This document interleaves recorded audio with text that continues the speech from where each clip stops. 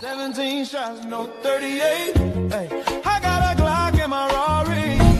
17 shots, no 38. She fine. Wonder when she'll be mine. She walk past, I press rewind to see that ass one more time. And I got this soda. What up, what up, what up? This is the Chop Up Show, and this is your girl, Toya G. It's been a minute, but we back with the gang, and that's the only way we were willing to come back to y'all with all three of us intact. So I'm just happy to be here with my crew tonight. The one with the cap, go ahead, speak for yourself. What up? It's your boy, the political plug, Damo. We in here, we back. Let's get to it. There's a lot going on in the world that I gotta get to. Yeah, man. The other one, what's up? You know, hey, George Lee, aka Conscious Lee. Don't forget the Lee. Hey, y'all, I'm dealing with some real janky, shanky internet. So if I get kicked off, don't keep on going with the show. But y'all know how we gonna do it, man. Chopped up, never slopped up. It even be a little sloppy sometimes, never. It's still chopped up though. You know. Yeah, this nigga probably gonna be choppy as hell today. So we'll see. Two things we talking about today. Number one, we need to go take a peek up in New York City and see what's going on with Mom Donnie Nim. The plug is gonna talk a little bit more about that, and then I want to have a conversation with y'all, with the family, with the crew about Juneteenth in review. You know, we started this week.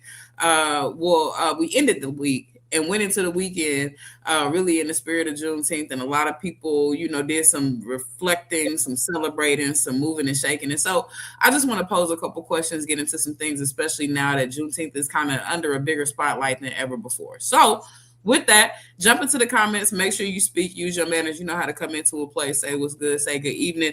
Althea, what's good with you? Good evening. It's good to see you in here. If y'all coming in, go ahead and do what you know to do. And with that, political plug. What's the word?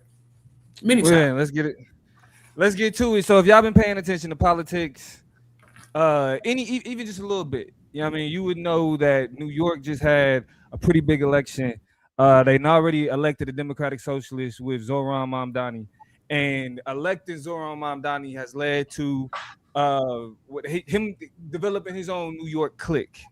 Mm-hmm. And establishment Democrats are pissed about this shit. They was already pissed when Zohran Mamdani won in the first place.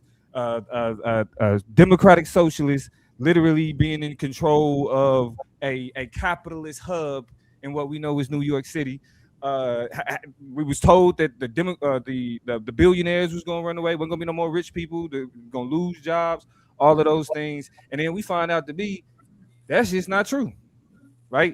He doing things that are making people happy, and the reason why we know he doing things that are making people happy is because Zohran Mamdani himself endorsed 3 very specific candidates in this recent midterm election, electing 2 self-proclaimed Democratic Socialists that are part of Democratic Socialists of America, and just one of his partners that they aligned with. And I'm pulling up their names now so we can get that cracking. But have y'all paid any attention to these elections? How it's going down? Any of that? I haven't. But here's what I'll say, and I'm gonna actually go before the person who has kind of peep game. I'm weary of kind of this clique rhetoric, and how it plays out when you have a group or a gaggle of politicians who are really willing to have a backbone. I think it has some slurish undertones in terms of kind of describing what they're doing as nefarious or as problematic, instead of us kind of being mindful and using language that talks about it as a turning of a tide, as an opportunity for, you know, revolution. I don't know. I don't want to use the R word, but we are talking about elections. You know, meaningful, progressive, challenging of systems that are consistent with frameworks that have some static to them, that have a little bit of baggage with them. And so I think that they are pulling a needle and pushing a needle in a way that I don't think a clique quite gets at, right? I think that undermines what happens when you get a bunch of, you know, rooted, community-minded, you know, engage people all in the same place at the same time. Like click make it seem like they up to something in the backdrop, and instead I think they are just kind of, it's multiple people at one time in one place doing something that needs to be done and having conversations that need to be had. You know what I'm saying? So that's just my take as somebody who don't know that much about it, but is a rhetorician at heart, and words mean things. So Lee, you know more about it. I mean, Hold on, Lee, because I just want to say this. You're right, especially in the way in which it's deployed, like the gang of like leftist Democrats that's kind of exist, Alexandria Ocasio-Cortez and them, how they've Exactly been that. demonized and ostracized by using that type of rhetoric, identifying them as outsiders, because that's essentially what you imply in the politics of that language, is that this group of them is the outside, the out group. You know what I'm saying? They're not like us, so that's why they're a gang, because it's a bunch of people that's out, that's a derivative, not necessarily what we are. We got some, some folks in the chat that definitely understand it. Thank y'all for tapping in with the chat. We got Mix and we got DJ Incredible in the mix. We got Althea talking to us. Like, shout out to y'all for, really kind of picking up why the language that we use to describe phenomena when they happen really kind of shapes. I mean, it's the Sapir-Whorf theory, right? The idea in some ways that discourse shapes reality and that the ways that we talk about things give it power. So, I mean, it's real rap, but carry on. Go ahead, Lee. What you heard? Man, I think that more than what I've heard, what we're seeing is that the Democrats, the established Democrats specifically, don't really have a dedication to winning. They have more of a dedication and loyalty and allegiance to, even what my boy Shannon Sharp, what Shannon Sharp was told that time, allegiance to losers. And it's just like, if you care about winning, you will see the trend. You will see the writing on the wall that says that this is what people want, and what you push on people want. I think that when Hakeem Jeffries is asked the question about how Zohran Mamdani is doing in New York, and he refuses to kind of answer that question, he does the typical political pivot, non-response thing. It shows like, I don't know if y'all dedicated towards winning. Now, again, don't get me wrong. What's happening is in a blue state, in a blue city. You feel me? It's in New York. You know what I mean? I'm born and raised in Texas, live in Texas right now. I know we're gonna have a conversation asking questions that's pinpointed to specifics, but I do think the results of what Zohran Mamdani is doing in New York is that, hey, winning, I guess, ain't everything. Because they say go start your own party. You know what I'm saying? And it gives you an opportunity. My bad. It gives you an opportunity to be a likable politician. Like, you know what I'm saying? For politicians to be coattailers and wave riders, that's a tongue twister. Like, they are tapping into what wins, what resonates, and like in a lot of ways, whether it's like genuine or political strategy, like you got to just tip your hat to people who are willing to test the temperature on something and see both in quantifiable votes and social media numbers, like Mamdani is up to something, right? If I can create my own brand or own version of that type of political orientation, piss a couple people off, make a couple more allies, and build a couple more coalitions along the way, because I represent the math, right? It's kind of like when corporations get the opportunity to like piss off conservatives or like embrace queer people, or piss off conservatives or like embrace Black people or migrants or whatever, and they make a decision. It's like, I might lose y'all over here, but if let me carry the 3, and then if I add 6, move some shit around, then I get other shit over here. So it's really not a loss if I'm meaningfully thinking about how I orient and strategize my politics. People just need to ask questions and get bigger answers. But it's crazy that Democrats have such an allegiance to losing, like Lee say. What are elections if not you better win them hoes? Me and Lee, I was talking about this with Lee the other day. Literally, because we have a winner take all, first past the post voting system, that literally means that it's you win or lose. You don't. It ain't, well, you got this much of the vote, so you get this much pop. Like, no, like, nigga, it could be, you know what I'm saying, 51-49. That 1% gonna give them everything. You know what I'm saying? Absolutely. That math was all the way off. But y'all know what y'all know what I'm saying though. But I want to make sure. I want to make sure. I thought I said it backwards, but I want to make sure that I get to the actual candidates and who they actually were. You got Brad Lander, who defeated sitting Congressman Dan Goldman in the New York's 10th district. You have Claire Valdez, who defeated Brooklyn Borough President Antonio Reynoso, as well as a bunch of other Democrats in the 7th district. And I'm praying to God, I've been trying to pronounce this woman name all day because I'm definitely going to give her props and shout her out. But Daria Lisa Avila Chevalier, who defeated a 5-term Congressman, Adriano Esposito, in New York's 13th district. And so what we see with Miss Chevalier, say her last name, just out of respect, is she pulled to Alexandria Ocasio-Cortez. She said, y'all like to run on y'all own. Like, y'all like to think y'all, untouchable. And what these 3 Democrats did was they showed up, and 2 of them knocked out, popular incumbents, people who've been there for a while. So we're not talking about one random upset.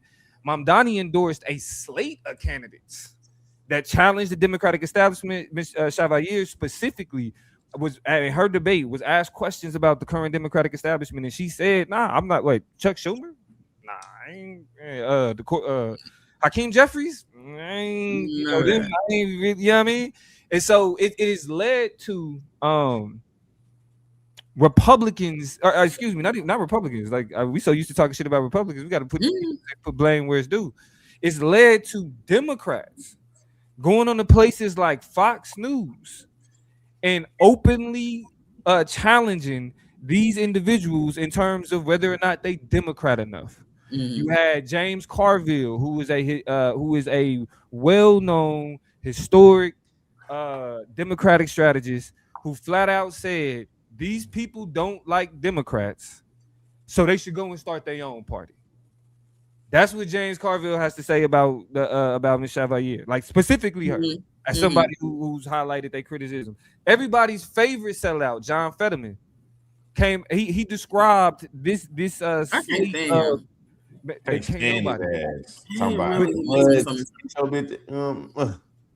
he described it as a great night for leftist. What did he say? Leftist dirtbags is what he called them. Leftist dirtbags. Hey, Dama, hold on real fast. Do you think that any other rhetoric that's been happening online is impacting the way these politicians is talking? Because white leftists and white liberals, black leftists and black liberals, and all in between, leftists versus liberals been an online discourse really since Trump been in office, especially for these last 3 months. And right now, it's seeming like a bunch of the rhetoric that they is spewing, especially established Democrats, is a lot of the same shit that black liberals and white liberals say on the internet. I'm gonna be honest, bro. That's why it's like you call them black liberals, but they only black liberals in name, because all of the anti-socialist rhetoric is conservative. All of the anti-socialist rhetoric, you black liberal in name. You know what I'm saying? The left is supposed to represent progressivism, and that progressivism is supposed to be a question of how government interacts with its people, what it provides, and what the people have access and control of. You feel me? So yeah, I would say yes, they are using online rhetoric, but they're using online rhetoric from the right to go at people on the left. Yeah, but I think that people on the left be anti-socialist, and it be like very on brand for liberalism and on brand for being liberal. You know, especially if you think about like how the Democratic Party loves to, capitulate that soft power capitalism. You know what I mean? In a way that's in a way that the Democratic Party loves to, engage in that soft power imperialism. And sometimes the power ain't as soft, it's hard. No pun intended. Pause. No, I ain't mean that pride money. But you know what I'm talking about, though. Yeah, get it together, bro. A constant invitation to do better and be better. But I mean, I'm not gonna spend too much time on this, but I'll say this to that. Yeah. It is a modern phenomenon in the way in which we like culture shapes language that has positioned the term liberal to mean moderate Democrat. You know what I'm saying? Because really liberal, it more so traditionally just meant progressive. Like, and so liberal has become a dirty word in the same sense that woke has become a dirty word. And it's not from the same side, but the same way that how we once understood the term is no longer meant the same way. You feel me? So I think when we say liberal as a negative term, we deploying it as a way to say people who don't go far enough, but they know the rhetoric. You feel me? They how they move, you can't really describe as progressive, but they can give you. Yeah, but they know the lingo. They got the words. They got the talking points. They got the. But it'll all come down to technique, strategies, and the mechanics of. The system as is, and typically not nearly that's as liberal means as you would think. Politics, exactly that, right? Yeah, so it has a, what is the word that I'm looking for? It's a buzzword. You know what I'm saying? It's become a filler for, especially from the perspective of leftists. Of we not rocking. Like, you know what I'm saying? Like, not disqualified. So Laura makes a great point. When we say liberal today, and there you go. Lee is dealing with Lee got that Obama internet, so Hey, bro. he gonna be struggling today. When he come back, we be good. But I think Laura makes a great point. When we say liberal today, we actually talking about neoliberals. We talking about neoliberalism, like the corporate sellouts, right? Like that's what we talking about, because that's who the beef is with when it comes to socialism. But I want to get the before we get too deep into it, because it's gonna be a conversation we're gonna have a few times on a few different chop ups.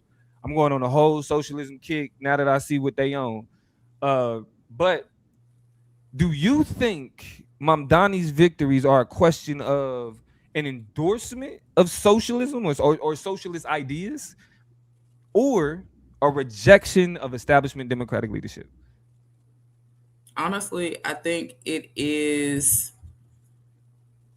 it is what I do every day in terms of how I understand my politics, but I still have to orient myself in a world of realism, right? Like, so, like, I can know that, I am an Afro-realist. I can feel like I'm a Pan-Africanist. I can feel like and understand my politics to be, what I'm saying, aligned with leftist politics, but I still have a job to do, and I still have to show up every day.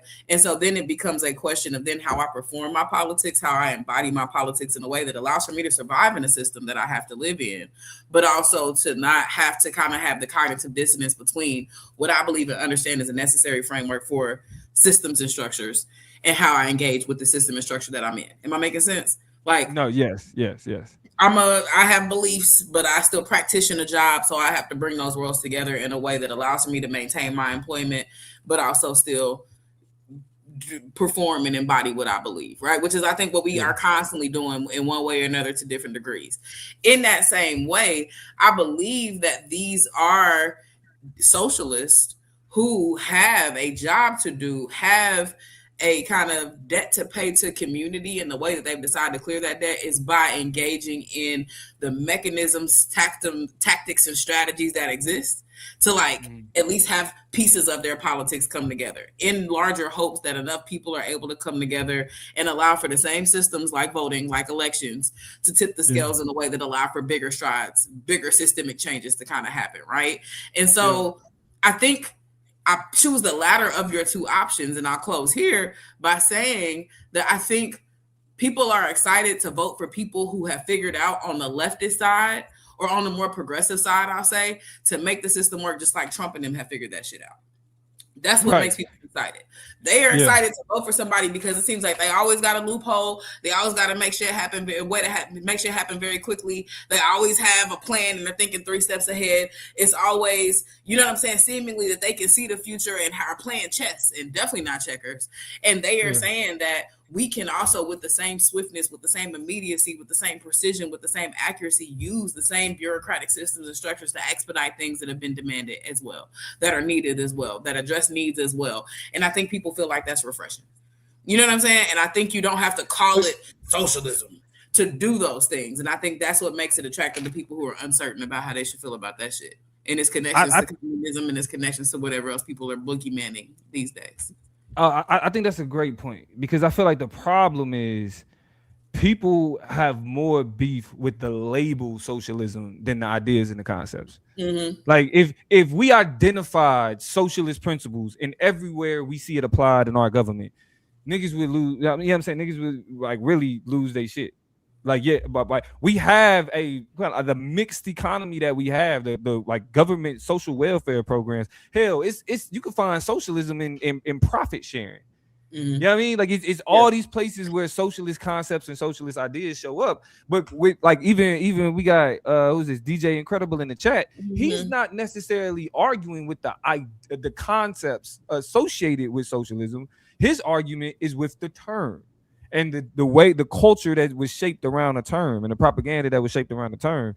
So it's like, I would agree. I don't think niggas is voting for socialism, right? I think it's just more so it's like, I hear what you're saying.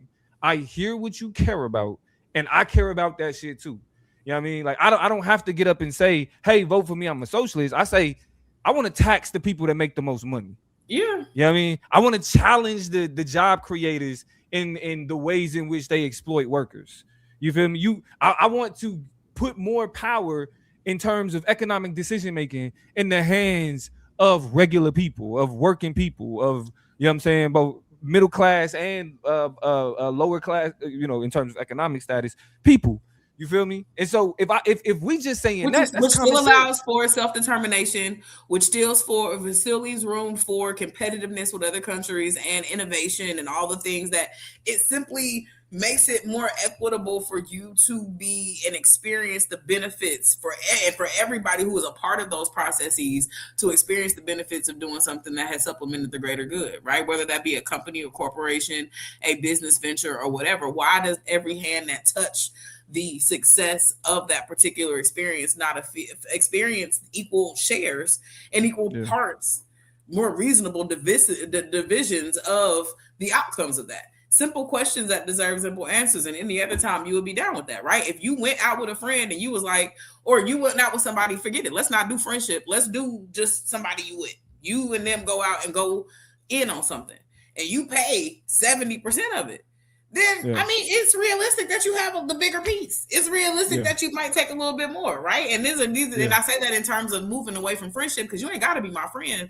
to believe that I deserve equity in terms of the end point of what has been accumulated. You know what I'm saying? So these are not far-fetched ideas. They just have such stigmatized politics connected to them, and also people who are just so selfish that they feel like they are losing something. But that's what happens. That's what's necessary for liberation. You got to lose something in order for shit to like really work how it's supposed to work. My bad, carry on. No, I think Aoda Margaret makes a great point. They argue that it's a rejection of establishment politics, because they say DSA is gatekept by liberals. They are disruptors of corporate Dems at best. Reparations and Black power isn't on the table. I think it's actually dangerous to get comfortable calling them socialists.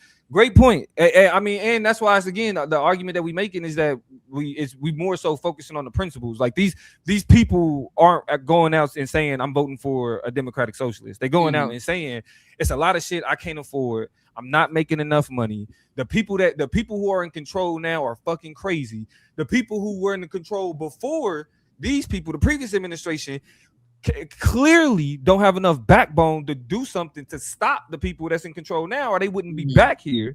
You know what I mean? And so it's like we get, like, I think we get caught up with the terms when it's like people are finally like, nah, just give me a good policy, give me a good idea.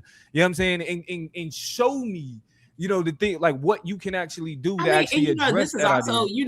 if we're being honest about this kind of Afro-pessimist frame that we tend to kind of be honest with ourselves and look through, it really is about orienting ourselves toward the system in a way that helps. The shit is going to be terrible. Nobody's ever going to be communist.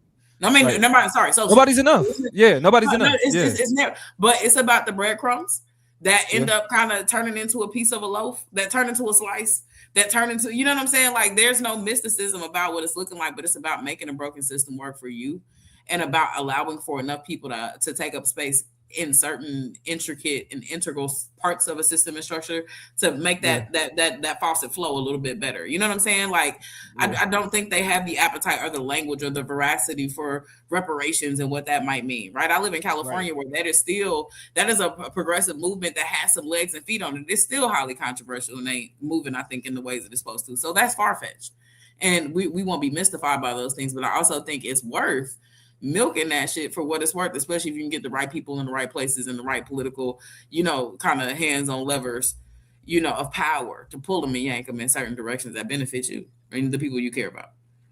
So, all right. So what I want to do next is I kind of want to give us we talking about the concepts and ideas. So I think we should like say and kind of frame what specifically, because for those who don't know, the DSA, or the Democratic Socialists of America. You know what I mean? It's a organization, clearly. But the principles of democratic socialism is the belief that the economy should be democratically controlled to serve the public, rather than primarily controlled by private owners seeking profit. All right. So before anybody start talking about they're trying to take your property, they don't want you to own things. They don't want you to be able to work, and they don't want you to be able to rise above anything. They want everybody to have the same. No.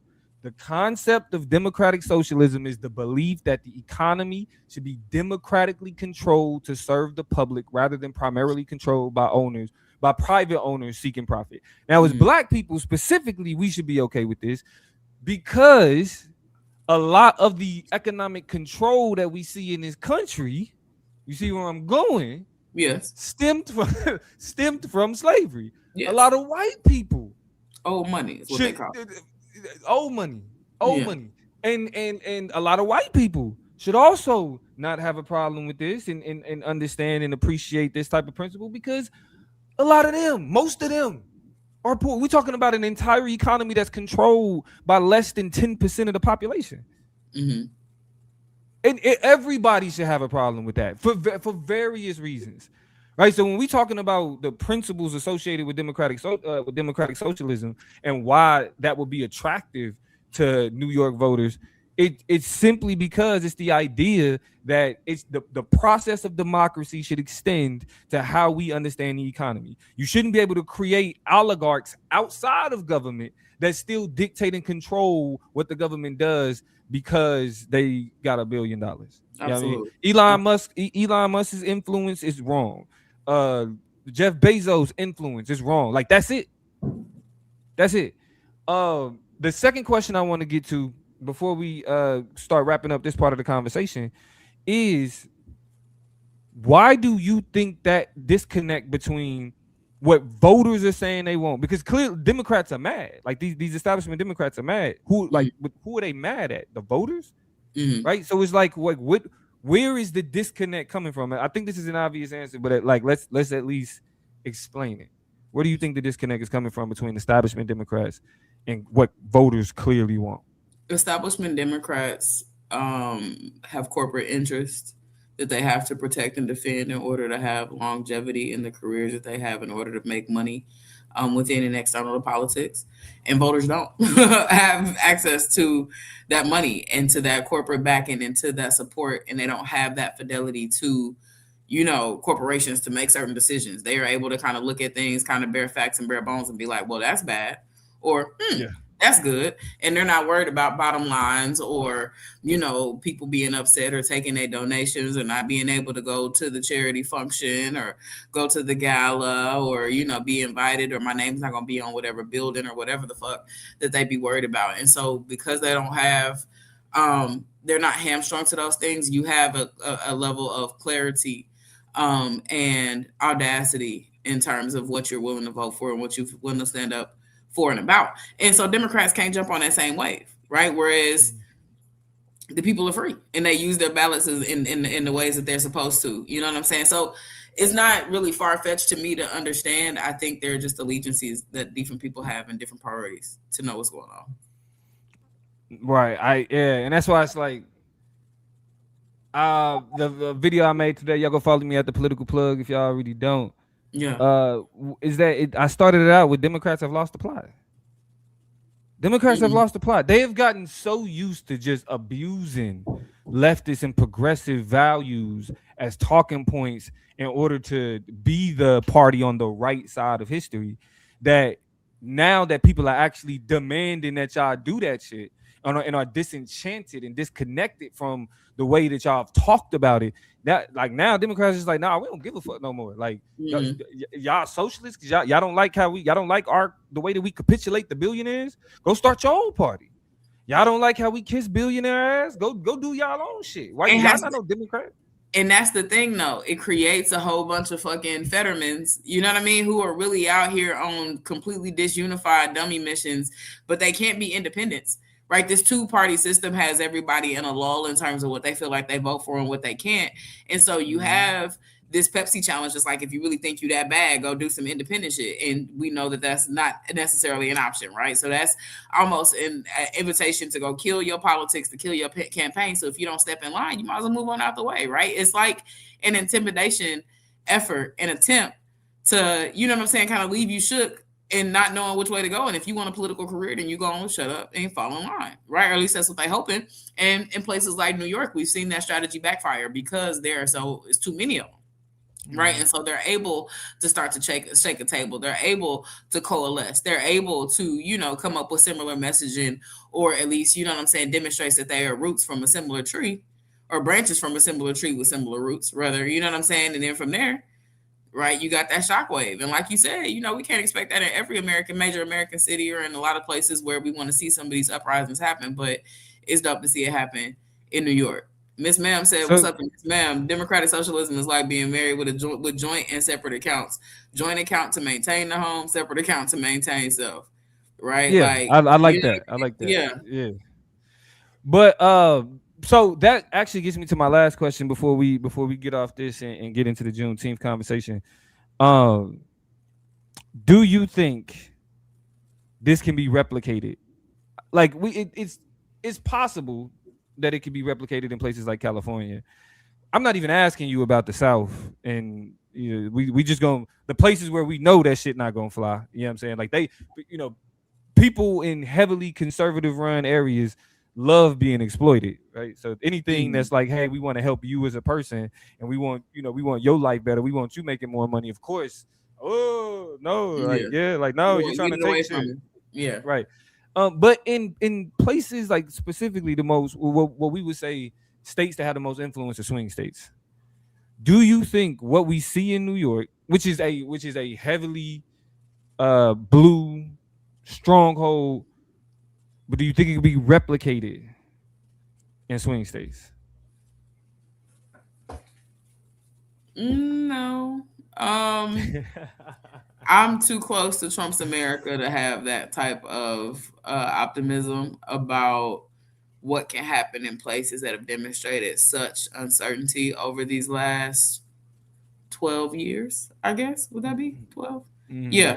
I don't know that they got I don't know if they got it in them to like create moves and waves and strides like that. Now this is, in a world where we've seen different states do things like challenge their, districting and pop out and try to, have a dog in the race of figuring out what these midterms going to look like. So maybe, but no, I don't see it. I think we're too close to the instability that has led us to 2 Trump presidencies for me to have the optimism that there are enough democratic socialists who are willing to call themselves out loud that are also in the same place at the same time with the ability to like create supercharged waves of changes in places that are not quite sure which way they want to politically lean. All right. I'm gonna be a bit optimistic, but only of course. Please. For this reason. What we've seen in my lifetime, I mean, I'm only 38. I'll be 39 this year. In my lifetime, the first election that I watched, like beginning to end, well, the first president I was really aware of was Bill Clinton. First election I watched like closely was the 2000 Bush Gore election. And so throughout my adolescence, I was pretty much politically attuned to the hatred of George Bush. Like that defined my early understanding getting into politics. And then I saw that shift, right? Because that was 8 years. Right? Like 8 years is like you grow up, nigga. I went through, like I got through middle school, through high school, graduated. Bush president whole time. Yeah. Bush president whole time. Debate when we debated. We debated under the Bush presidency high school. We did. Debated under Bush presidency. And so I knew the hatred that liberals had for George Bush and just a lot of people, you know what I'm saying, in that administration. And I saw that pendulum shift. I didn't think it was possible, but I saw it. We all saw it. And we get the first black president. So we can say that George Bush was so unpopular that they was like, fuck it, we electing a nigga. We got to change this shit. This nigga had them talking about they was in a post-racial America. Mm-hmm. Pissed off white people. And now we're again, or in 2016, we again saw that it went so far left that it elected a nigga, even though he wasn't left, right? Like Obama was moderate, but then it swung back to the right. Now we got Donald Trump. So I believe that Donald Trump is such a terrible president that even the name socialism isn't as toxic as Trump's brand as the president. that people aren't as quick to fall into the propaganda and reject politicians that attach themselves to that label when they are talking about it from a policy standpoint. I want to help y'all get childcare. I want to end food deserts, increase wages, lower price, like all of those things that help working class people. So I think that because Donald Trump has shown that much of an ugly side of what things could be, that the possibility of socialism, or democratic socialism at least, becomes much more viable than it did in times past. So Makes sense. Have me cracking up. Makes sense that Democratic hate looks so mild compared to Republican hate. Like we definitely do hate different. Like when we get a turn, like that's what we plan. Because like it's almost our turn. It's almost our turn. Like that really is the way you described it. Is just really these sharp overcorrections to like whatever the fuck that was before. And it's like, well, we gonna go way over here now. That's why I can't really wait until after these midterms so we can start seeing who the Democratic, candidates are. And shout out to Brandon. Brandon, I was coming down to you to say what's up. We missed you back. What's good with it? Always excited to have gang in the building. But like I still don't know if I believe in the sharp pivot this time, right? And I think I'm willing to lean into the unprecedented nature of it all, right? Mixan is speaking my heart. They say disagree. Too many are still invested in Trump and his excuses and finger pointing. It's a lot of people still wrapped up, tangled up, caught up, entranced by bullshit. And it's also people who have been able to denounce Donald Trump but stand on business about their Republican politics, which is why they voted the way that they did and how we got the presidency in the first place, is that they think he is icky, yuck, right? Gross, terrible, disgusting. But they stand on business every time. So if you think they not just waiting for somebody a little bit more if you think they're not waiting for somebody a little bit more palatable to slide into the conversation, they can be more confident about the bumper stickers. Remember them? I ain't seen no Trump flags in a long time, and I seen them bitches 2024, 2020, like, and I'm in the county of Orange. You know what I'm saying? Like they're gone. Yeah. People are embarrassed. It's too hard to stomach the conversations, the bumper stickers, the this, that, and the other. But just wait. Just wait until they get somebody more than that. And then I think they're gonna be willing to be like, this is what we needed all along. It's somebody who's willing to represent our politics in a way that's not so fucking radioactive to everybody else. This is my only pushback, and then we'll switch the conversation. Demographic changes. And I think we overplayed how we thought conservatives, like young white boys, yes, they're being indoctrinated in there, but everybody else, all the other young folk, yeah, they not playing this shit. So I think what's going to make it possible is a demographic shift with younger generations, younger generations. This is what I say again. Like I want to believe it, but I can't because I'm still not convinced that this demographic. Sir, trust the plug, Mr. Plug.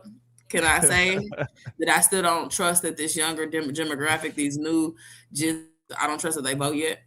I think that there is a level of apathy that they had a chance to stand on business about for 2024 with Kamala and with Donald Trump, and we seen the writings on the wall, and we seen what was good, and people can say Kamala ran a terrible race, and I'm not here to dissect her shit and all this and all that. And put a pin in it. Let me finish my thought.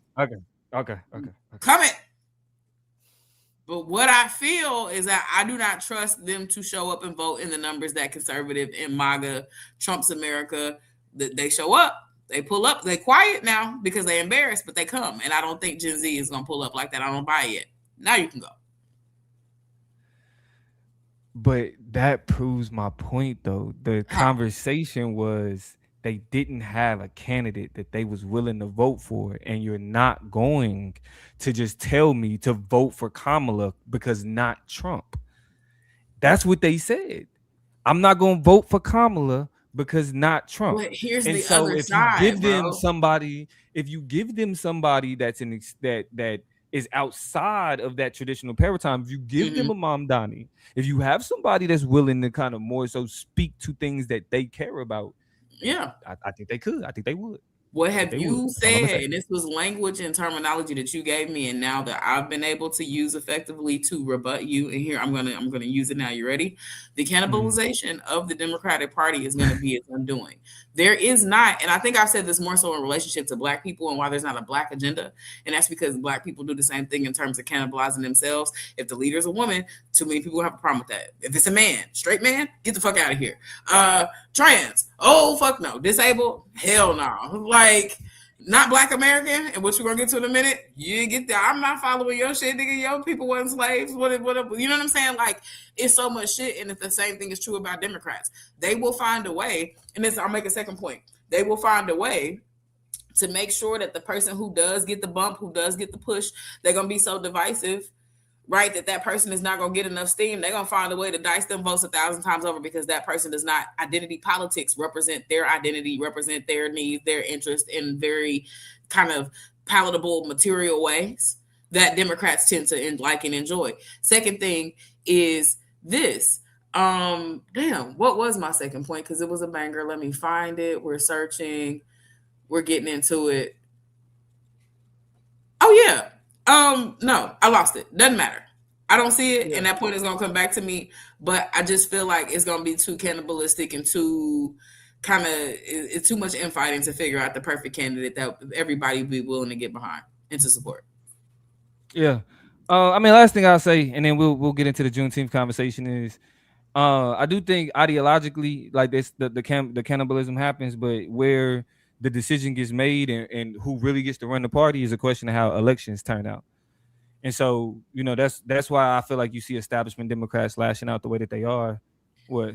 I remember my point. Go ahead. People also don't really understand, particularly Democrats, and this goes back to comparisons between Democratic and Republican voters. Democrats have not re-understood, unlearned, and relearned the whole what we'll call love letter theory behind elections, right? Elections and votes are not love letters. They're not, you know what I'm saying, like investments and promises. They're not these mystical things that translate into, promises fulfilled. They are votes toward the right direction and nudges for people to do the right things and put people in a position to do shit that aligns with the politics and shit that you believe needs to happen.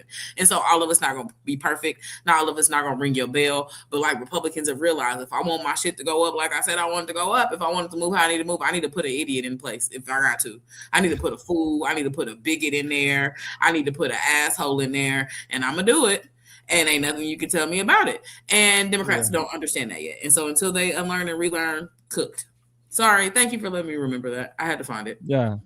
All good. I mean, this conversation is just beginning. You know what I mean? And we're gonna see. We'll revisit it sometime in the future. I do want to have a conversation about, and we talked about this earlier, the relationship with socialist ideas and a lot of Black political leaders, Black cultural leaders like Malcolm X, like the Black Panthers, who were self-proclaimed socialists. So yeah, it's a lot there. It's a lot there to unpack. But we'll be back. Let's go ahead and transition to the next part of the conversation, T. We shall. Juneteenth just happened. It was last weekend. In some places, I know it was just Friday, but in a lot of places, like here in Southern California, specifically in LA, it was Friday, it was Saturday, it was Sunday. Like it was the entire weekend. You can find something, 1,000 things. I was overwhelmed to do for Juneteenth. We know for Lee, for example, going to Oklahoma City and hosting their Juneteenth event is, a thing that he does every single year. He is, last 6-7 years. You know what I'm saying? Like, and he's really become an ambassador for Juneteenth in that city and somebody who, people get excited about and who he gets excited about because it's a fixed group of people who, is going to show up and show out for the liberation of Black folks. Then, Plug, I don't know what you got into for Juneteenth. What did you do? Real quick. It was actually my son. It was family, more so family oriented. We out here in the valley. But I love that. And so he got my son got his yellow belt. That's also Juneteenth. Our producer, the producer of this show, went out, you know what I'm saying, with his family. There was rest, there was reprieve, there was moment for celebration and for just unity with your Black American family doing Black American family things. Because my Black ass definitely had off. And the funny thing about my office is they be like, they came up to me and was like, you out Friday, right? Goddamn right. Ain't no question. what I'm saying? You ain't, he ain't gonna be here. Dom ain't gonna be here. Like, so that's what it was. It was, but again, my son got his yellow belt. You feel me? So congratulations to him in Taekwondo. Absolutely. Yeah, I mean, so we yeah, love we was doing the family thing. I mean, and so the freedom to be. I'm gonna be honest. Did I go? I've done black like Juneteenth things all month. I went to Kansas City and the first weekend of June and went to the the Juneteenth parade. I also went to Black on the Block here in the LA area a couple weekends ago. And went to that in the epicenter of downtown LA, just a beautiful outing of black folks and vendors and all types of fun stuff. And then on Juneteenth weekend, I kind of stayed in. I kind of popped out. I really took a lot of time to just read, invest, understand Juneteenth a little bit more, and nap a little bit. So I don't even think I popped out. Tell me what y'all did in Juneteenth. I definitely see there, I think, some opinions about Juneteenth in and of itself, but I want to know what, if anything, y'all did to celebrate Juneteenth. And with that, as the comments is kind of, chopping it up with us about that.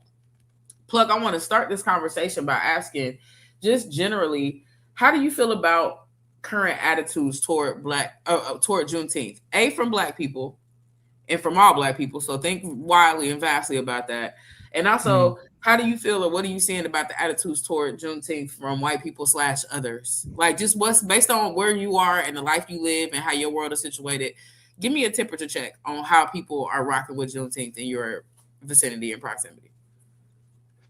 So, for me, it's interesting because I end up in like contrarian circles. Like I'm a glutton for punishment. Yeah. And so it was kind of my mom. Like as she's gotten older, like her and my stepdad, they got a whole Juneteenth flag hanging. She said a racist neighbor called her and asked her where that flag was about, where it came from, all of that, and they broke it down. Oh, wow. For them. In Kansas, that's how Yeah. But I saw a lot of love. I did see a lot of people that was fucking with it. What I was reminded of though was how conservatives respond to Juneteenth. It was a Charlie Kirk video that the old Charlie Kirk video popped up after it was made a federal holiday, and I know we're gonna talk about that later. But he was like, "I'm on my way to work, and it's Juneteenth, so what? I'm still gonna go to work, whatever." Yeah. And then somebody was like, "We ain't going to work no more." But the niggas got to take jabs. Hey, real quick, you say that. I want to shout out Brandon. Brandon's mom. Brandon said, "Facts. I'm 43, and my mom was taking MLK Day off way back before people were getting it off when I was in elementary school." And so I love Black people's, desire to have certain holidays off. I love that we get certain holidays off. Like, it's just one of my favorite features of being Black is like we gonna have some time and some space to get into our shit. But carry on. Right. But. I was thinking about my Juneteenth content. You gotta drop the obligatory Juneteenth video. And as I was kind of thinking through the holiday, it hit me because I kept seeing like white people people being pissed off how white people were responding to Juneteenth, and it hit me. The logic of conservatives and white people and anti-Black people not fucking with Juneteenth is odd, because one of the main things these motherfuckers like to brag about is how the conservative party was responsible for freeing the slaves. Come on now. Y'all, you calling us racist? We freed the slaves. Abraham Lincoln. Right? So logically, if freeing the slaves is one of the greatest achievements of the Republican Party and a reflection of their contribution to race relations in this country, you should be elated. This should be y'all shit. Yeah. This is the day that I would think that y'all would be like, hey, Juneteenth, right? Freedom. This is about freedom. You know who gave it to you? And then these the same ones would be like, why don't I get a whole month? Why do I need a whole month? Here's the day. You said fuck February. June 19th. Go crazy. It. Right? That's like one day, real quick, turn up for the one time, know your history, American history from your people, what y'all did. And then we go crazy, and then we move on. Then it's time for the 4th, and now you really did it right. Now we don't. What can the critique be? What can we say next? Because you did them both. Now it's even. It's fair. Right. It's what we've been asking for. I mean, and so it's one of them things where it's like, like anti-Blackness, like every racial and social hypocrisy related to race relations in this country is resolved with an understanding of anti-Blackness. That's it. Like, yeah, y'all brag about freeing the slaves, and then when niggas celebrate being free, you got a problem with that too. So I mean, I think I was surprised that, you know, we haven't heard more of that rationalization about the issue, because I think it does a lot of the shit that conservatives talk about when it comes to the holiday. If I can't celebrate Juneteenth, if you don't want me celebrating Juneteenth, stop bragging about doing it, regardless of how ahistorical that position is. Stop bragging about doing it. It only makes sense. So, like, and like, real quick, let me see now. I want to shout out real quick. Laura said, my family is giving up July 4th entirely in favor of Juneteenth. I lived the first 25 years of my life in California and never knew about it. I've been in North Carolina for 11 years and we began celebrating it. Here's my favorite part. After January 6th, we gave up for July 4th. I love it. Shout out to you and the gang. Shout out to you and the fam for just being like, I wash my hands of all the bullshit. There are other things to celebrate about emancipation and freedom in this country, because that's just facts, right? Brandon said it's ridiculous because they see it as something for the blacks when their asses get the day off too.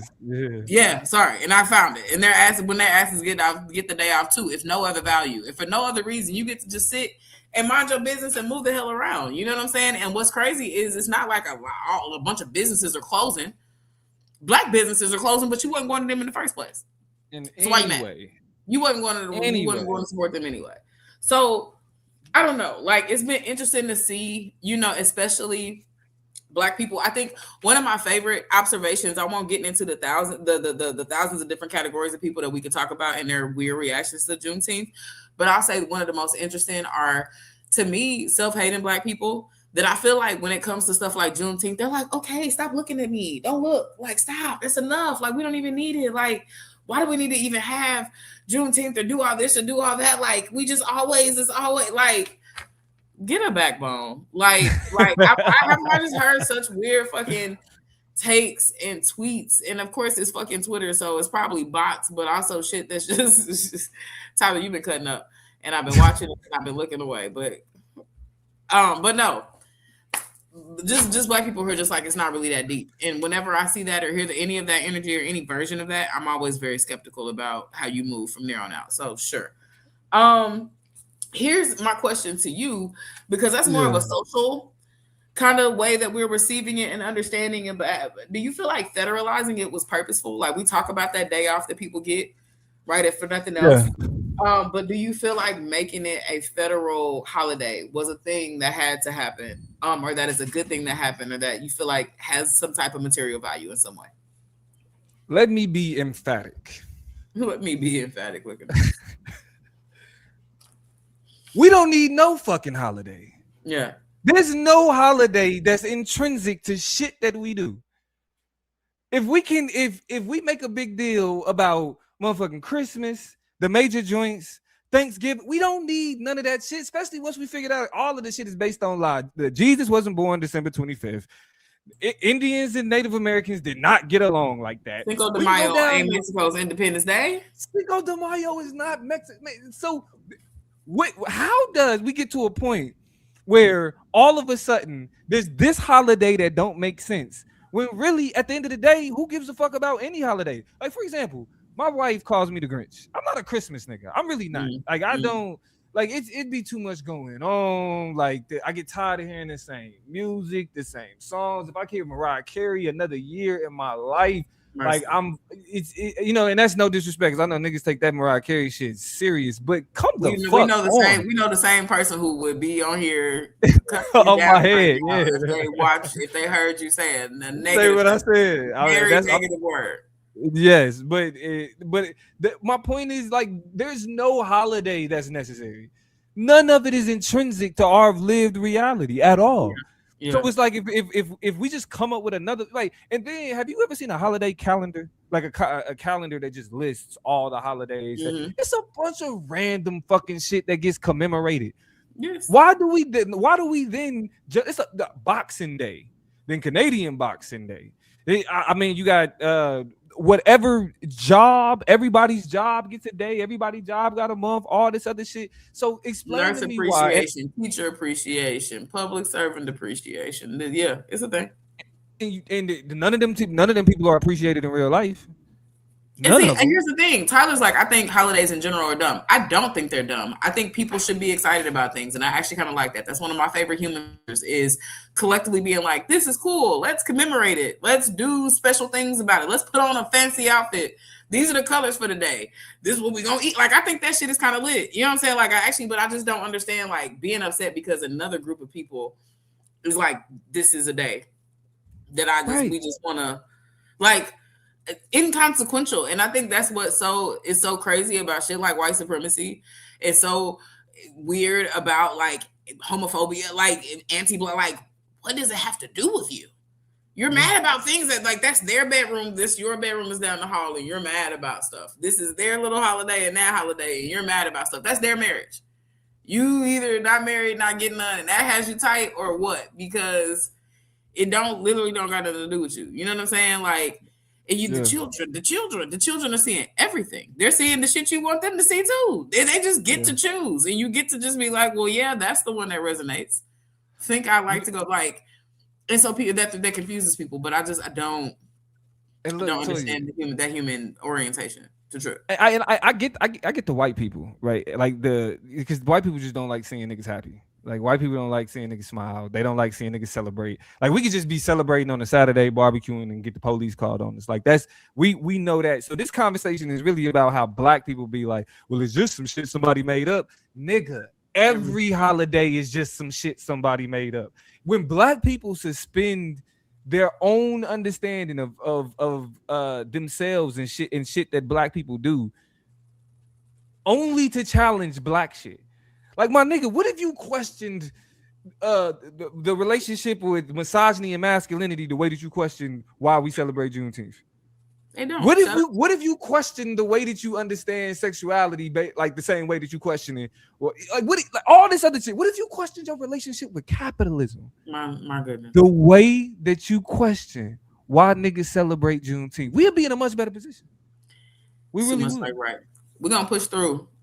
Because these are things that I just want us to be kind of contemplating. You know what I'm saying? When we get off, when we, hear these silly conversations, these back and forth, and people like, really, what really is the problem? Should be the questions that you're asking. Question number 3 I have is, can I get to the comments real quick? Oh yeah, go for it. Yeah. We give Orion some shout out. He said he giving excellent primary sources information. Y'all go fact check Orion, man. He putting in that work in the chat.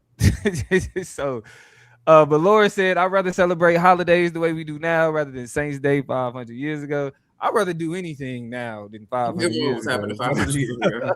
Yeah. Jay said, for the people who don't really care for holidays, would you call yourself an introvert? For sure. I don't like crowds. I don't like crowds. Like I'm not a crowd guy. So. I think holidays are fun because you have free will. They can look like what you want them to look like, and you can say in the spirit of and in whatever, this is my version of my iteration of that. And that's why I think it's fun. You know what I'm saying? Christmas is some people are having a chili cook-off. You know what I'm saying? They ain't got a turkey in sight. You know what I'm saying? Like whatever you want to do. You having crab balls. So you're doing all types of shit because it's your Christmas. And you have the same thing for Thanksgiving. People be like, Ryan is notorious for that. He's made entire like Asian layouts, Italian layouts, like entire whatever for Christmas. Because why? Free will. It's my shit. Yeah. It's what I want to do. That's what you do. Brandon said people just enjoy getting the chance to other and not be othered. And yeah, I think that's a great point. But if only niggas recognize that they're contributing to their own otherization by attempting to be the otherizer, if you will. I'm pretty sure there's a better word for that. But essentially that like I'm with that 100%. And then Maxine Thorpe said, I appreciate it having the federal holidays because it's easier to coordinate versus having to coordinate so many PTO requests, scheduling, than working around kids' schedules. Oh, for sure. That if anything is convenient. If anything, because that shit turned into a quick, you know what I'm saying, 3-day weekend for me. You know what I mean? And the whole family is off. You know what I'm saying? Everybody, every you don't have to be anywhere. You know what I'm saying? So like it's good for everybody, included. Laura said, in times like these, under late stage capitalism, people need rest and joy and to be in community, which is interesting. We're gonna talk a little bit more in depth about that in just a second, but that is facts, right? Like if for nothing else, people need as many excuses as possible to slow down, to take their foot off the gas, to not have to participate in the system, to not be that cog today, and to also pour back into the people who allow for them, who are the engine that fuel them to go work and labor and participate in this air quote freedom that Black people have and that people have. You know, well, more specifically that Black people have, right? So, what I wanted to ask, and if you could pull up the video just so we can kind of get it going. A lot of people, you know, were taking some hard stances about Juneteenth and in terms of what they did and did not want to see in terms of Juneteenth celebrations. As they become more popular, as they become more expansive, as they become more visible, right? A lot of people want to make sure that those participating don't get it twisted. And I don't know that the controversy has been even, because it's been pretty well understood, but there has been some takes about kind of what it means to celebrate Juneteenth, who gets to celebrate it, how they get to celebrate it, et cetera, et cetera. So drop that real quick, and let's talk a little bit about the yes nos. And then I'm gonna tell you to cut it off at a certain point, so just be watching me. Okay. The same way we want men to check other men about the patriarchy, white people to check other white people about racism, straight people to check other straight people about homophobia, queerphobia, transphobia, non-Black Americans need to be checking other non-Black Americans about anti-Black Americanness. And yes, this is very top of mind on the eve of Juneteenth, a Black American holiday, celebrating Black American liberation, particularly in Texas. From one first-generation American born to Haitian immigrants in Brooklyn, New York in 1989 to another, tomorrow is not about you. Tomorrow is not supposed to center you. This is not a Pan-African holiday. This is not a diasporic holiday. This is a Black American holiday. And although you're invited to celebrate, and as a non-Black American, there are so many reasons to celebrate. My parents being able to immigrate from Haiti in the 1980s to pursue the American dream, to go and graduate from college, to have careers, to buy homes, is only possible because of the blood, sweat, tears, and sacrifice of Black American people. Celebrate, but do it from a place of respect, decentering yourself, reverence, and deference. You benefit from the work of Black Americans if you live in America. And honestly, when we think of Black culture as an export, we all benefit from it. It is fucked up that you put Juneteenth. So she goes on, talks a whole lot more about just kind of the unique nature, the boundary setting, and the kind of, in a lot of ways, necessary gatekeeping of the day that are necessary to keep us focused, right, on what Black Americans experiences and what Black Americans have done to create the world we live in now. Just generally off the vibe, off the energy, off of what she's saying, do you feel like that's facts? Do you feel like there are some caveats, some things that need to be considered? What is your take on the idea that Juneteenth does not have space or place for the diaspora on that particular day? I mean, and she not FBA, but it's like a FBA kind of talking point. I think it's bullshit. Like I don't think there's nothing like the experience, even what Juneteenth represents, niggas was still enslaved even after emancipation was made federal. You know what I mean? Like, and somebody was like, "Hey, y'all still, y'all ain't got to do this shit like this no more." You know what I mean? So like the shit that niggas be feeling like we should embrace, you know what I mean, is literally all the shit that we struggle against. So it's like I think that it matters more, my relationship with the diaspora, than being having like a particular American experience, because regardless of whether it happened in America or whether it happened in Haiti or whether it happened in Brazil or whether it happened in Africa, and you celebrate like coming out of a struggle, there's still the common thread in all of those things is the colonization, the enslavement, and the destruction of Black bodies. It's the struggle against that. So it's like, yeah, go ahead. I mean, I'm as a debater, I want to ask your response to the argument or to the answer, because people will take that answer, right, and respond and say, but you have now embodied and performed the papering over of, you know, the uniqueness of what chattel slavery did, of the new people who were formed through that process of modernity and what it did to Black people, and to like kind of amalgamate that into everybody's collective struggle and everybody's capture and everybody's freedom kind of takes away from the portal of, you know, what Black enslaved people did and what they took into a new world that they created that was only created vis-a-vis their enslavement. What would your response to that be? Well, I think that the issue that we run into is that the uniqueness that we speak of is location.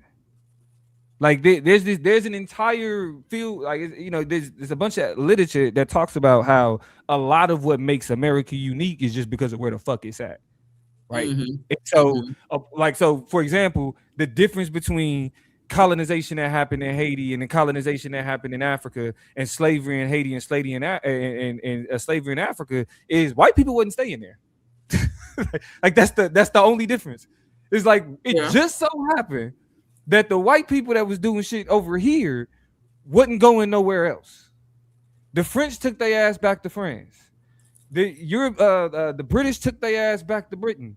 Americans was like the Europeans that became Americans was like, shit, we didn't cross this ocean, we over here, and then we didn't brought these other motherfuckers over here. Now they over here. So if you end up over here, you just end up over here. You over now, here. Yeah. That's not to say that doesn't create a uniqueness, but what we should value more than the location and who it just so happens to be in terms of who's oppressing us is our relationship to the diaspora. What makes us Black, like, you got to remember, the term Black was deployed as a way to categorize enslaved Africans on the Iberian Peninsula. Niggas like that. Niggas want to. They want to think that blackness did not start here.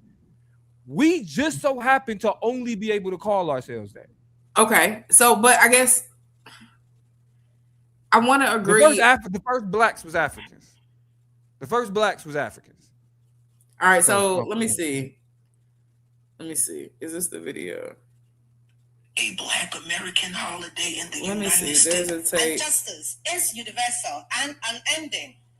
An African Okay, and story. where's it? Take a look at this lady. Tell her lies. Coaching. Take So, a video and let's talk about it. Listen. Juneteenth is not only an American story. It is a global story, an African story, and a Ghanaian story. It reminds us that the struggle for freedom, dignity, and justice is universal and unending. In this castle that was once used to service the machinery of enslavement, we gather today to declare that freedom is unfinished without repairing the trauma and lasting injustice. Black America. Okay, now the criticism that video that clip is a part of it is stitched into a video that is criticizing the idea of tethering. Right now, we know that that's an FBA term or a concept, but it does, and I'm not validating it as a term or a concept, but the idea does validate the idea that when do we take enough time to acknowledge Black American creations, Black American, like that unique Black American experience? Is that not something that deserves its own isolated time to be acknowledged, if not for one day, right? Because Black History Month kind of gets a little bit of everybody in there, right? Yeah. People also point out that if you want to talk about Caribbean folks, that I think June is also Caribbean Appreciation Month, or some specific month for Caribbean culture, right? And so I'm not familiar enough with it, but I should, as a Black person, know about the different spots that we celebrate each other. But that's specifically for that. Now, I will say, it kind of throws me when, like, Africans are being picked out of conversations about freedom and how we celebrate freedom and Black American freedom. And the reason why is that African people and their traditions and the blueprints and the frameworks and a lot of just the culture of the continent is so strong in what we took into our freedom, in terms of what we took into the other side of being released from slavery. Those announcements didn't just mean we forgot everything and created a whole new culture. It is the freedom of African culture that we have to now flourish and become mainstay in how we do everything, from eat fried chicken to enjoy top 40 hits to, you know what I'm saying, choose what fashion trends are in. All of that is a combination of Mama Africa and the love and the kiss and the life blood that is infused with us as we move from slavery to, no longer enslaved. So that's where it gets kind of tricky for me in terms of the spirit of it. But take your turn, and I want to start to pivot it to take the conversation home, because we've been talking.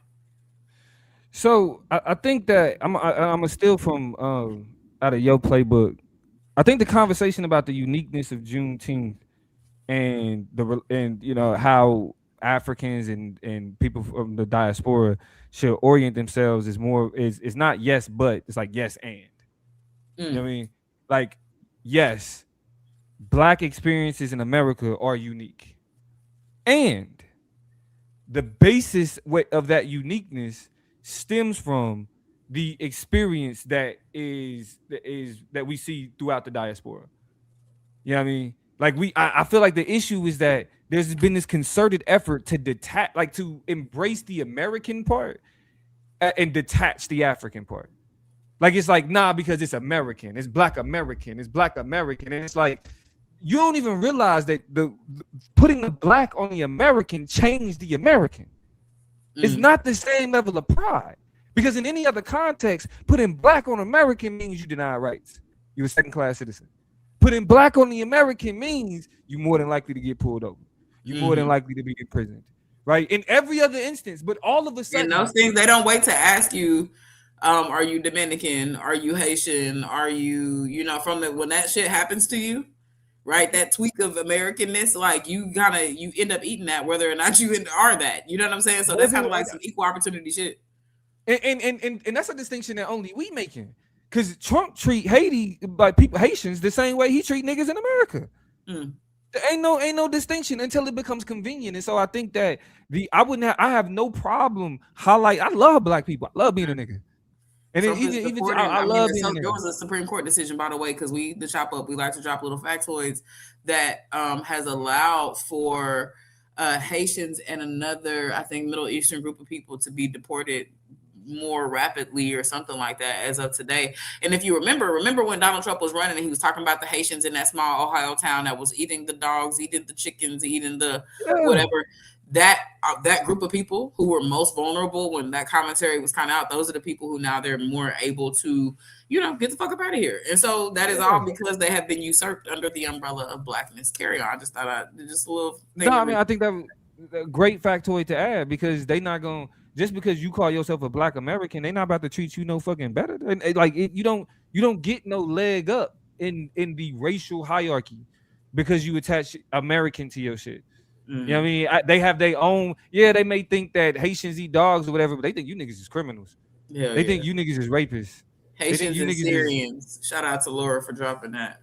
Shout out to Laura. So it's like, yeah, like niggas. I don't see where niggas attaching it to. Well, I'm American. Well, like it's it's the Black American, and then and downplaying that the Africanness. Like, you only Black because of Africa. You're not Black because of America, nigga. On that note, let me pivot to my last question. that was a bar. Let me pivot to my last question about Juneteenth in review as we kind of think back on our Juneteenth hangover, and we'll put a pin in it for the night until next week. There was also another video I came across that was really kind of skeptical about the cost of Juneteenth events and the ways that capitalism and consumerism has crept its way into how we celebrate this day. The bigger it gets, the more attention it gets, the more people are trying to tax for you to really celebrate your freedom. Drop this clip real quick.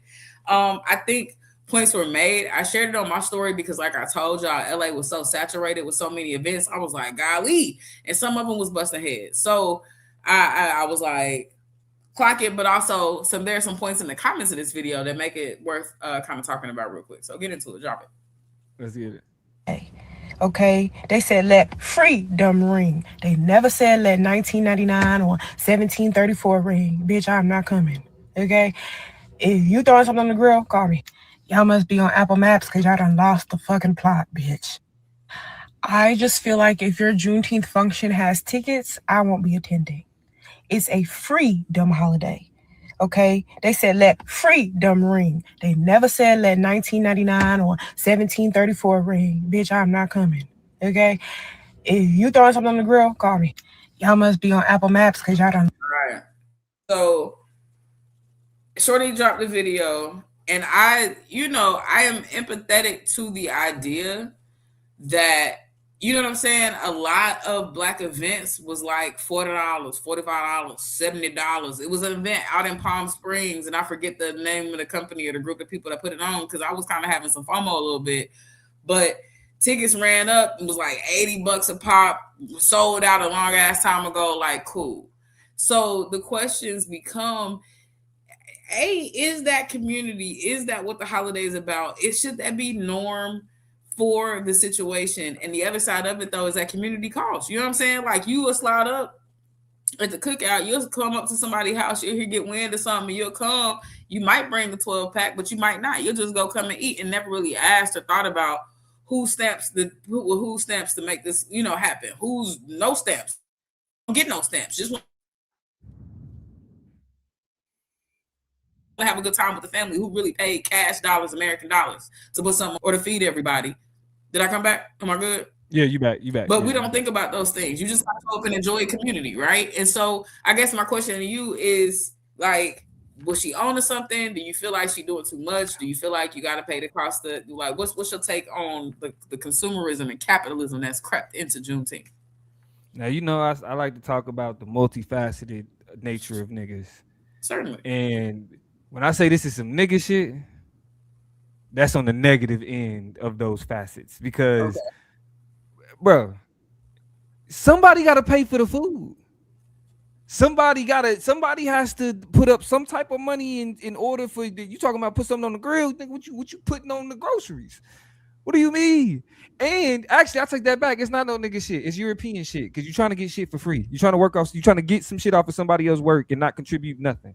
To do that on Juneteenth is actually blasphemous. Because the idea is that we talking about community. We want to give. I want to put some money in your pocket for even putting this on. That's the least I can do because you put forth the effort, you put forth the thought, you put forth the organization. You know what I mean? People, you created an environment for us to celebrate as a community. You earned it.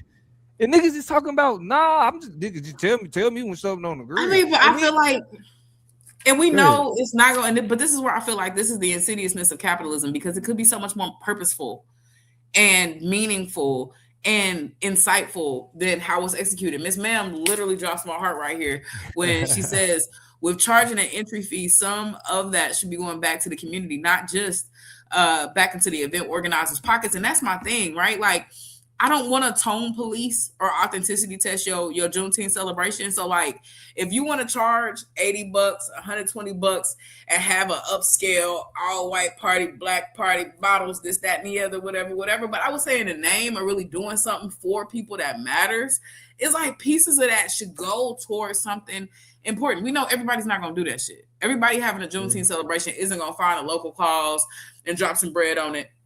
They just trying to flip some shit and make their money back and then a little bit of something else. You know what I'm saying? Like a nice little summer lick to get it going. But ideally, right, there would be more intention to have, because I'm not saying you need to be family friendly and have carnival games. And it's a lot of events that don't charge nothing. I want to acknowledge the Juneteenth events. A lot of free play, yeah. You just pull up the one that George did, the one that Lee did in Oklahoma City, free. And you just come and you show up and you patronize the vendors. Right, you come and watch people get entertained, and they just make a money from a contract that they negotiated to come and do things. Common performed in Kansas City at ours. You know what I'm saying? In the town. Yeah, absolutely. And what's Buddy's name? Man, dude, cold too. He got a nice little flow. Akeem Ali. Ali, yeah. He also said dude code. I already knew you was talking about. Yeah, exactly. He also performed in the city, right? But those folks got their bread. It wasn't a fee at the door, and it was like this many people coming to Juneteenth, and so this many heads, and so we're gonna pay you that. They just gave them a fee. You know what I'm saying? And so, Tyler, the city was lit for Juneteenth. My mom on the Juneteenth committee, so you know what I'm saying, getting a chance to hear how things coming together. But that makes more sense to me than a for pay come in. But you don't have to have like that set up. Kids can come and this and that. If you want to do the grown and sexy, you want to do the turn up vibe, you want to do that energy, but do it with intent. You know what I'm saying? Like, so it doesn't feel like you just suck in energy for your people, from your people, You know what I'm saying? And then we don't even know how to party. So literally, it's just a sad case. You got an overpriced Juneteenth party. You got niggas who don't dance and don't move around. So everybody's standing around looking at each other. Y'all done paid the money. They to looking get it. good There's though. no They looking celebration. good. They got that white on. They put that white on. They put No that white mercy on. be your mind. It's just it gets very sad very quickly. But what it reminds me of, and here's the dangerous version of it, because I could think of one example in recent history that if you deep in these TikTok streets, you might be familiar with, especially if you're familiar with Black TikTok. Is like last year before last, it was this whole like human talk movement, right? Where Black creators on TikTok were invited to, take whatever discipline they in, whatever skill set they have, whatever pool of knowledge they have, and just share it with people in the spirit of just giving niggas free education, right? It's a lot of barriers to Black people and people in general going to college. It's a lot of barriers to people having access to knowledge about everything from comm studies to mechanics to politics to algebra to therapy. Like people were just taking their expertise and sharing it freely, and went downhill. Why? Because niggas got on there trying to talk about I'm the president of Hillman Talk and I'm the vice president of student affairs and I run the dorms, and they took it too serious. They took a fun thing, bureaucratic shit, the shit, and formalized it. They start telling. And it was dope because I found a creator, because they were calling it Hillman Talk. If you're not hip, Hillman connects to a different world, Black, college sitcom series that, was, I think, Bill Cosby produced it. It was a whole era in the 90s that really gave insight into the HBCU experience. So they were like, Hillman Talk. And that shit was cool. And so I bought a shirt from a graphic designer that was like, I do graphic design. I'm going to design a shirt with the school crest on it. Then whatever, and just I'm like, this is fun. Like I'm in supporting people's hustles and what they into, and we got this whole imaginary world we into. And then all of a sudden, man, it just got out of control. It was scandal. People was raising money, stealing money, taking credit for this. Where I started this, people fighting and beefing over the shit. Like it was just like, it was toxic. And how did it get toxic? Because people started infusing money into it. They was trying to plan TikTok class reunions. They was trying to plan parties in different cities to come. Like it just got got messed up. See y'all people into it. Y'all ass on TikTok. You feel me? Like you taking a fun imaginary world, you taking free entry. You know what I'm saying? Nobody has to pay to play. Everybody can pick a lane that they interested in and have expertise in. You got people stealing content. Oh, well, I made this video and now it's just interesting that your video is just like, because everybody want to blow up and go viral and make the money and and it's just like, it's so stupid to me. And so I hate when we put money in consumerism and commodification of things that are invaluable. We start putting a value to it. I think that's where we start playing ourselves. So it's just something to be wary of, in the future, especially as you go to Juneteenth celebrations. Maybe you say, I'm not going to pay more than $30 because I'm not paying more than $30 to come to your Juneteenth. Yeah. I don't need to come to that. I will sit at home and put some shit on the grill. I will just invite my Black friends and I will just sleep that day and restore before I go to get in. Now I'm going to come. I went to Black on the Block and spent $100. With this vendor, with that vendor, buy a shirt, buy some candles, buy some popcorn. I had a delicious vegan biscuits and gravy. Knocked my socks off. I think I still left my socks at Black on the Block. It's still at the event. Okay, that's how phenomenal the meal was. So I say this. Oh, my fault. Go ahead. No, I'm just saying, like, I'll do that, but I think I might just have a line with my shit, and that's like, I'm cool. This nigga Tyler said Juneteenth party with a. I hate everything about it. But I'll say this on Canva and quit playing. I'll say this though. I feel like you have like Juneteenth community events, and you vegan biscuits and gravy. Vegan biscuits and gravy. Sorry, vegan biscuits and gravy was delicious to die. But you have Juneteenth community events that's community oriented, and then you have Juneteenth branded events. And I think your criticism is more of Juneteenth branded events, and I think that may even be what her criticism is, right? That she was being facetious with the "let freedom ring" bitch type shit. And so I do think she has a point with the white parties and the lounge Juneteenth shits and how that's just branded for Juneteenth. Mm-hmm. But also at the same time, the one thing that we gotta recognize, especially having a conversation about democratic socialism, a large reason why people like Malcolm X preferred socialist ideas, even though he wasn't like a self-proclaimed Marxist or anything like that, but what he saw and socialism that he wanted reflected in Black nationalism was community contribution, like us taking care of each other, like making sure that, because to be honest, if and I don't use this language, but I'll say it today. If niggas stop acting broke and just put in and contributed to shit, then you ain't gotta pay nothing at the door. You know what I'm saying? But in order for these events and these things to happen, we can say fuck capitalism all day. But where the fuck them groceries gonna come from? You talking about putting something on the grill? Who going to the grocery store? Something getting swiped in order to put something on the grill. It's coming from somewhere. You know what I'm saying? So, I get it. Like, fuck Juneteenth branded events that come with them dumbass AI flyers. Yeah, I mean, shout out to all the free events. Shout out to all the park events. Shout out to the little $10 to get in, $5 to get in. I would say here we go with Hollywood Dom. Oh my lord. And a little bit, you feel me? And Laura, I don't know how you make biscuits without butter. Those are questions that I don't have the answer to, but it was delectable. And my butter detectors are going off, but if I fell for the propaganda, so be it. Listen, I don't want to lose the plot here. Support Juneteenth. Support Black people. Go find other Black people. Build community. Get off the phone and the internet sometime. Use it as a tool to find where Black people are, and then go hang out with them, and go sit up under them and go love on them, and then go hang out with them in third spaces. They're evaporating quickly, and we need that opportunity. So go find Black people and invest in that moment, and then go plan some free shit with them. Go do, you know what I'm saying? Go do stuff throughout the whole rest of the year that does not force you to pay into the bottom line of it. And again, Laura, and this is the last thing I'll be able to say about him because I don't have enough answers. Perhaps it was Crisco. That's a friend of mine. Grew up with her. Good friend of mine. Delectable delights. If you are watching this show, not live, but after the fact, please jump in the comments, talk to us, let us know what you're thinking, what you're feeling over time. Your opinion is valuable to us. I don't know if y'all noticed, and even if you're watching live, go back when it's done and watch it from the beginning. We just dropped a new promo video. We're trying to do some more stuff to elevate the quality of the experience. So play it on the way out. We got something we're going to drop on the way out.